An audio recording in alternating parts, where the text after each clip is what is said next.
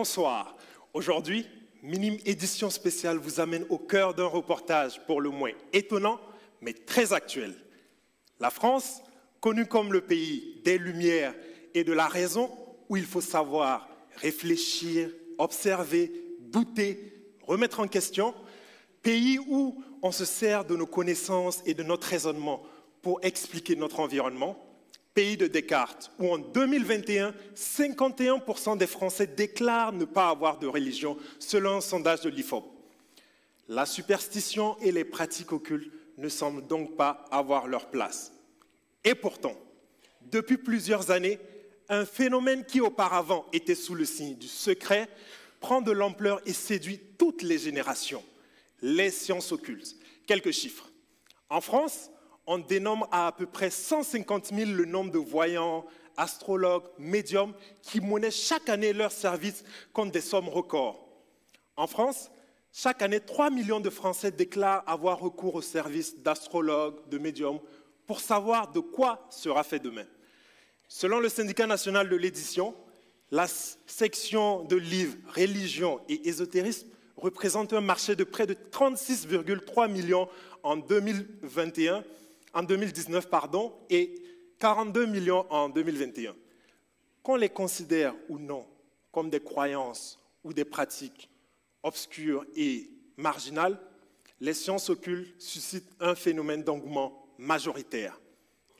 Mais qu'est-ce que l'ésotérisme? Peut-être vous l'avez déjà pratiqué ou avez déjà été en contact direct ou indirect. Selon l'étude menée par l'IFOP, 58% des Français déclarent croire à au moins une des pratiques de l'ésotérisme. Parmi ces 58%, 41% déclarent croire à l'astrologie. Au-delà de la simple croyance, savez-vous que plus d'un quart des Français a déjà sollicité les services d'un médium au cours de leur vie? Sur les réseaux sociaux, le phénomène de la sorcellerie a le vent en poupe avec le hashtag WitchTok qui a été créé par la communauté des sorcières qui a récolté près de 42 milliards de vues dans le monde. Et en France, le phénomène n'est pas en reste avec le hashtag WitchTokFrance qui a récolté 82 millions de vues. Les jeux tournés vers le spiritisme aussi sont très populaires parmi les jeunes lors de leurs soirées entre amis. On peut citer le Ouija, sorte de planchette qui permet de consulter les esprits. Et d'ailleurs, ce jeu a même fait l'objet de 2 films d'horreur. Mais alors, pourquoi dans ce pays où la pensée cartésienne est établie, où le refus de Dieu est une religion, l'athéisme, les pratiques telles que la magie et l'ésotérisme sont-elles acceptées? Un projet professionnel, un chagrin d'amour ou encore une maladie, autant de raisons qui poussent des milliers de Français chaque année à consulter un spécialiste de ces pratiques. Et selon le sondage qui a été mentionné précédemment, parmi les raisons qui poussent les Français à y aller, il y a la santé, la famille, l'argent, l'amour, le travail. Ces sciences parallèles semblent apporter un espoir quand les sciences traditionnelles montrent leurs limites. Avec cette pensée, si ça ne fonctionne pas, ça ne fera pas de mal. Mais est-ce réellement le cas? Ce soir, nous invitons sur notre plateau Jean-Pierre et Lazare qui vont nous partager leur expérience passée avec les sciences occultes. Bonsoir Jean-Pierre, bonsoir Lazare. Bonsoir. Merci d'avoir accepté de nous rejoindre ce soir. Jean-Pierre, dites-nous, quelle pratique avez-vous exercée? Les bases du vaudou, la magie, les sciences divinatoires, interroger les cartes pour l'avenir. Et qu'est-ce qui vous a attiré dans ce monde, Jean-Pierre?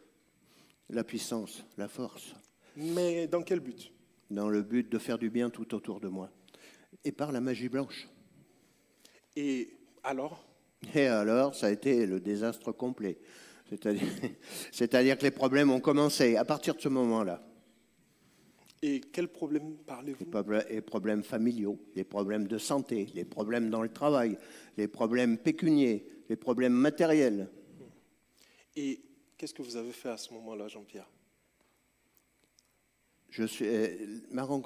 En fait, j'ai eu une rencontre avec un pasteur qui a changé ma vie et qui a changé tout ce que je pensais.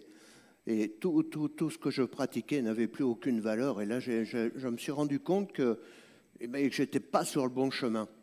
Et d'ailleurs, suite à cette conversation, Eh bien, le lendemain, avec mon épouse, nous sommes allés à l'église pour écouter la parole de Dieu.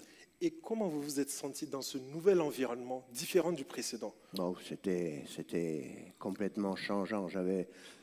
J'ai découvert la paix, j'ai découvert l'amour, j'ai découvert la joie, j'ai découvert tout ce que je ne connaissais pas avant. Et donc, ça a changé ma vie. Ça a en même temps éliminé ce qui passait à la maison, ce qui se passait à la maison, c'est-à-dire toutes les ombres sombres qui venaient, toutes les présences que l'on ne voyait pas, mais qui nous glaçaient le sang et qui nous faisaient du mal, en fait. Donc, en quelque sorte, vous avez été libéré, mais comment ça s'est passé, en fait? La libération s'est passée parce que Jésus-Christ est entré dans ma vie, dans mon cœur. Et parce qu'à partir de ce moment-là, Jésus-Christ a fait place au chaos. Et donc, on a pu vivre normalement. Toutes les dettes et tous les problèmes que nous avons eus auparavant se sont envolés. Et les pratiques auparavant exercées, qu'en est-il aujourd'hui? Les pratiques, alors ça, disons qu'il n'y a pas photo. Jésus-Christ étant entré dans ma vie, eh bien, je suis passé des ténèbres à la lumière. Et ça a changé complètement ma vie, entièrement. Et est-ce que sortir de ces pratiques a été facile? Non, ça n'était pas facile, parce que, au début surtout, parce que nous avions notamment notre fils aîné qui, un jour, nous l'avons retrouvé complètement inerte. Il était comme mort, d'ailleurs. Il ne bougeait plus. Et alors nous sommes allés chercher, je suis allé chercher nos frères et nos sœurs en Christ, le pasteur aussi, et nous avons prié pour lui pendant une bonne partie de la nuit. Et là, le lendemain matin, nous nous sommes aperçus, donc nous avons vu que Dieu s'était manifesté et qu'il lui avait rendu la vie, parce que le gamin, il jouait, il était normal, il allait très très très bien. Et pour lui, c'est comme si rien n'était passé. Pour nous, c'était un miracle. D'accord. Ensuite, il y a eu aussi cet événement qui est arrivé, c'est que mon épouse a perdu la vue. Elle est devenue aveugle pendant une journée complète. Là, à nouveau, nous avons, avec les frères et sœurs de l'Église, nous avons prié pour elle. Et là, à nouveau, elle a retrouvé la vue complètement. Tout le voile blanc qu'elle avait sur les yeux est parti. Et là aussi, pour nous, ça a été un miracle. Merci pour ce témoignage, Jean-Pierre. Merci. Lazare, comment et pourquoi vous avez commencé à pratiquer les sciences occultes? Alors, moi, dès ma jeunesse, mon entourage m'avait initié dans les pratiques ésotériques. Et plus tard, quand j'ai commencé à travailler, j'ai eu cette envie, effectivement, je voulais très vite gagner ma vie. Je voulais être comme tout le monde. Je courais après l'argent. Je voulais avoir beaucoup d'argent. Je cherchais effectivement le bonheur. Et une autre des raisons est que je me comparais beaucoup avec mon entourage. Je voulais leur ressembler, voire même les dépasser. Et de là, j'ai eu l'idée de créer une structure. Et donc, je voulais que ça aille très vite. Et à partir de là, mon entourage m'a encouragé d'aller voir les personnes qui pratiquaient les sciences occultes. Vous dites sciences occultes, mais Oui. quelles pratiques exactement? Moi, j'ai fait appel aux personnes pratiquant le vaudou, aux voyants, aux chamans, et à bien d'autres également personnes, effectivement. J'ai cherché en eux la protection, et je voulais également qu'ils protègent mon business, parce que je voulais effectivement faire prospérer mon business. Et que s'est-il passé? Ce qui s'est passé, c'est que j'étais devenu dépendant des conseils et des pratiques de ces magiciens. Et parce que je voulais à tout prix maintenir mon business et le faire prospérer. Mais je me suis rendu compte que malgré que je payais beaucoup d'argent à ces personnes, et je mettais également en pratique tous les conseils qu'ils me donnaient, et rien ne se passait. Donc il n'y avait pas de changement. Bien au contraire, ça m'a causé de plus en plus des problèmes financiers, d'autant plus que je n'arrivais même plus à payer les factures de mon entreprise. Et est-ce que ça a produit d'autres choses en vous? Ah oui. Ça a produit de l'angoisse en moi, l'angoisse, la peur, et j'avais perdu le sommeil. J'avais le sentiment de ne pas être protégé. Et puis, je vivais des manifestations négatives et surnaturelles. J'étais vraiment tourmenté et je je sentais chez moi à la maison des présences étrangères. Parfois, le matin, quand je me levais chez moi le matin à la maison, j'avais des asticots dans toute la maison. Des gros asticots dans toute la maison. Et aussi, parfois, certains jours, j'avais la maison pleine de mouches. Même dans la voiture également, quand je rentrais dans la voiture, j'avais également des asticots. Vous voyez, donc j'avais effectivement peur. Et à partir de là, j'ai commencé à remettre en question ces pratiques. J'ai cherché donc une porte de sortie.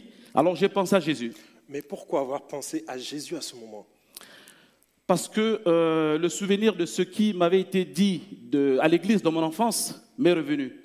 Alors je suis venu à l'église ici, et pendant que le pasteur prêchait, j'avais le sentiment qu'il parlait, qu'il s'adressait à moi. Et moi qui avais perdu le sommeil, j'ai commencé à mieux dormir encore maintenant. Voilà. Et qu'est-ce que Jésus a fait finalement dans votre situation? Bon, disons que déjà, moi qui étais tourmenté, toujours tourmenté, et j'ai appris dans la Bible que Jésus m'aime et qui donne la vie, qui délivre, qui libère, qui délivre effectivement des tourments. Voilà. Et il délivre des tourments. Et qu'est-ce qui s'est passé après? Ce qui s'est passé après, c'est que, et après avoir appris que Jésus était au-dessus de tout, au-dessus de toute autorité, au-dessus de toute puissance, de toute domination, j'ai pris tout ce que j'avais à la maison, notamment des livres, des amulettes, des bagues que je détenais, que je recevais. J'ai tout pris, je suis allé jeter parce que ça ne me rapportait plus, ça ne me rapportait rien du tout. Ça ne me rapportait rien du tout. Et depuis, je me sens effectivement libéré de tout fardeau. Je me sens libéré de toute peur. Je suis rassuré. Je ne me sens plus oppressé. Et je revis aujourd'hui. Et donc Lazare, quel conseil donneriez-vous à quelqu'un aujourd'hui qui veut se lancer dans les pratiques occultes? Je dirais que quels que soient les problèmes ou les difficultés que vous traversez, ou si vous cherchez le bonheur ou une quelconque comment on appelle protection, tournez-vous vers Jésus. Parce que Jésus, il a la réponse effectivement à tout. Il a la réponse à tout. Il a la solution effectivement à tous vos problèmes. Il est capable, seul est capable de vous délivrer et de vous restaurer et de changer votre vie. Merci beaucoup Lazare et Jean-Pierre pour ces témoignages. Maintenant, nous laissons la place au pasteur Galifé pour la suite.